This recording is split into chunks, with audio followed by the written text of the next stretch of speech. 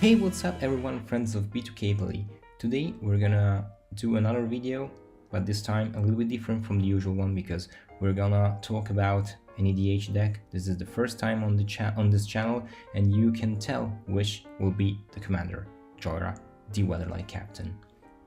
She is well known for her card, previously of the Gitu. Right now it's the captain of the Retrieve the Weatherlight, the sky ship, and the card rates 4 CMC. It's a color 3/3 for a human artificer with whenever you cast an historic spell, draw a card.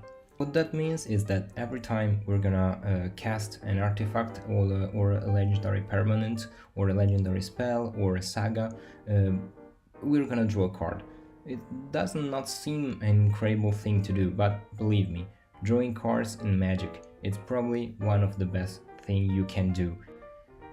Now we are up to the deck list. You can check the deck list in the description down below. You can find the full and customizable if you want to take from the scratch and develop your own deck. And this is an overview, of course, from MTG Goldfish. And now in this video I'm gonna cover just the basics, so the key elements that are gonna be useful to create or recreate the deck I'm running. Of course, you can ask me why don't just go for the Storm version of Jhoira. The answer is very easy.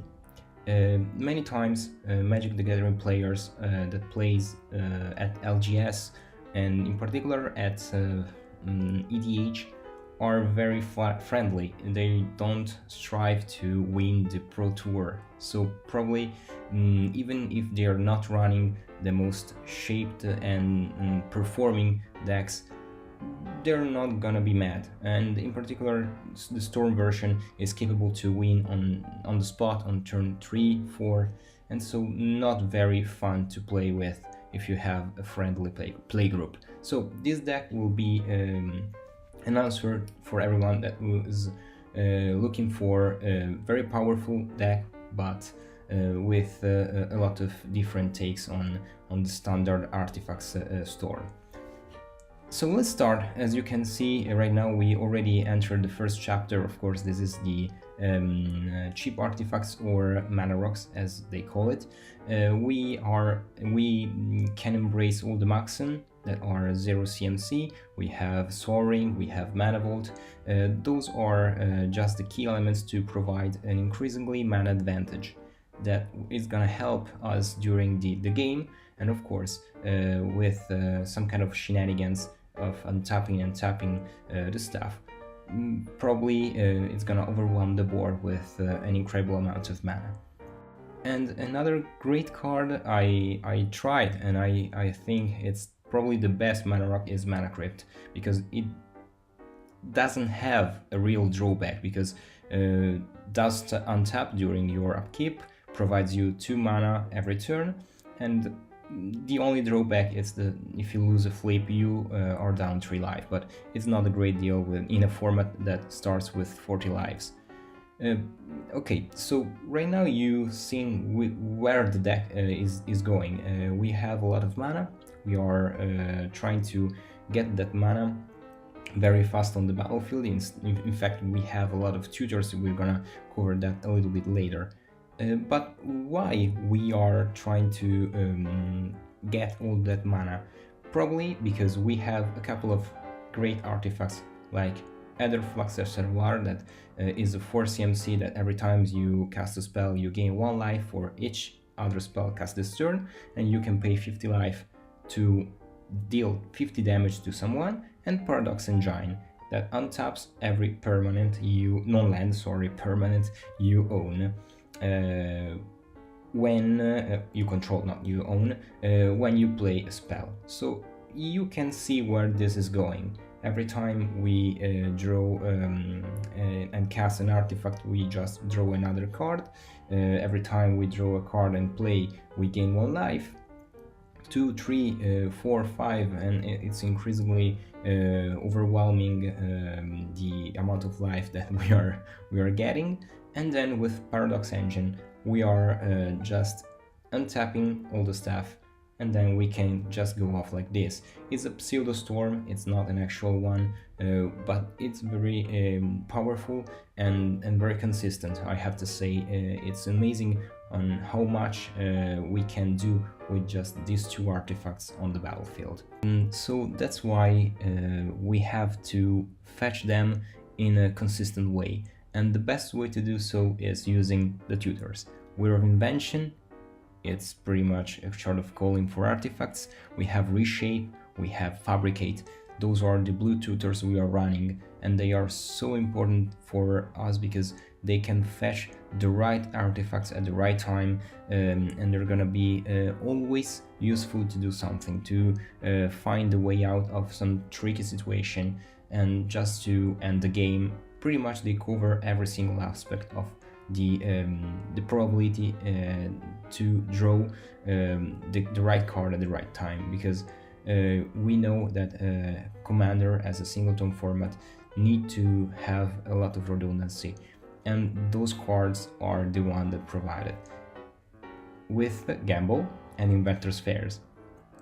Gamble is probably the best one because it's very risky. We can fetch for a card and then we have to discard random, but if played on turn 1, it's capable to take over the game pretty quickly. I usually use Gamble to fetch the Mana Crypt, and then on turn 1 we can just deploy everything we have in hand because we can chain all the Mana Rocks together. And instead, Inventor's Failure, it has pretty much Metalcraft, even if it's not written on the card.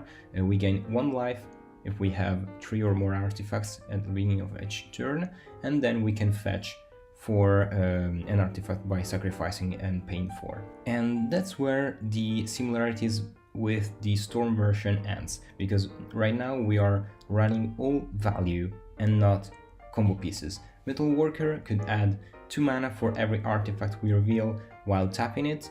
We are providing an incredible amount of mana, additional mana with this little guy. We have also Mikasin Golem to cast all the artifacts we have for even cheaper and discount cost, and instead each champion just to finish the game because it's pretty much unblockable for anyone else. But of course you have to wait because there is more. Commander, as we know, it's an incredible, intriguing format, but we need some kind of heavy hitters to fight our way to the winning point. And Memnorch, with other big creatures that we are going to see in a few seconds, are gonna be the most important element to overwhelm the board, because with the Pseudo Storm and draw untap stuff that we can do, all the mana we can translate to big creatures like Memnorch, Keranos, that Memnorch are gonna take over the game by catching the other permanents of the other players, Keranos just by selecting the draws, because it's not selecting draws, but if we find a land we can draw 2, if we find a non-land we can shoot a bolt. Padim to provide some kind of protection because gives the artifacts X-proof, and at the beginning of our upkeep we will be able to draw a card if we control the highest CMC of the artifacts. We have also Ulamog because it's a big threat. And, we are an artifact deck, and many times players run a lot of hate for artifacts, so sometimes just casting a Ulamog is enough to remove the problematic pieces we are dealing with, and the Blightsteel Colossus because it's just a big guy, an 11/11 trample infect that could just end the game on the spot. I was able once to cast this Colossus on turn 3, I guess.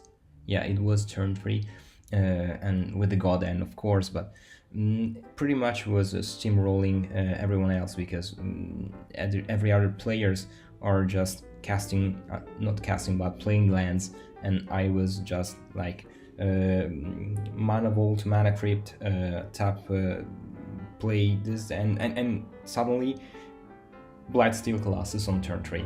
Amazing. But this is what this deck is capable of. You have to be aware that it draws a lot of attention at the table, because you will be probably the biggest threat while playing those creatures. But we have other way to provide enough value to overwhelm the board. We have a couple of creatures that you may have listened: Hungerback Walker and Walking Ballista. Something to say? I don't know. Walking Ballista, it's an incredible creature. We've seen in Standard, we've seen in Modern, we've seen in pretty much every single constructed format, as well as Hungerback Walker. With a lot of mana, they're gonna be bonkers, and they probably end the game pretty quickly. But we have also another shape of value that is gonna be added by another kind of creatures, the token producing, like the Locust God and Sai. Those two creatures are amazing in this deck, because every time we are going to draw a card, the Locust God will provide us 1/1 creatures with flying, and instead, while playing artifacts, Sai, sorry, will provide a Topter. With Skull Clump is a synergy. We can equip, the creature die, we draw 2 cards, create even more insects, or by playing with the 2 cards that we just draw, we can play other artifacts and create even more Topters. You can see where we are going with this deck, but also Sensei Divining Top and Scroll Rack are 2 cards that are gonna be amazing in providing the right amount of value when needed, because we can sculpt the draw and the hand by just paying 1 and switching cards, taking aside the one that we have in our hand, and so on. But of course, we also have to be aware that Commander is not just the Fannyland, the Dreamland that we are talking about. We have to be a little bit harsh, a little bit bad guys, because otherwise the other people will be for us. That's why those 3 cards are in our deck. Winter Orb and Mana Web are kind of a combo. It's pretty a mouthful of words on those 2 artifacts, but what they do, pretty much they keep the opponent's land tapped and force the opponent to tap every single one of their lands, and Words of Wind pretty much bounce everything back to the hands of our opponent while we are just deploying the same artifacts on and on. By bouncing everything back, we have Cyclonic Rift, of course, because we are a blue deck and this is one of the best cards. And if your opponent is so mean to destroy your artifacts that you have deployed on the battlefield, just play Scrap Mastery and bring everything back. By being mean, we have another little combo that is mandatory: Academy Ruins plus Mindslaver. You've seen that in Modern, you've seen that in Commander, of course. In 1v1, it's gonna be pretty much game over.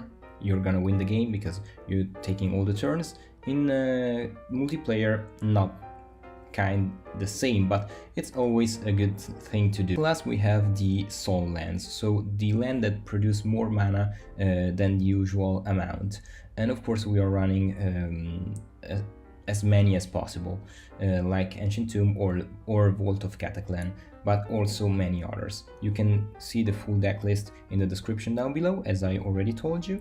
I hope you enjoyed this introduction to the Jhoira world, and if you like the video, smash the like button.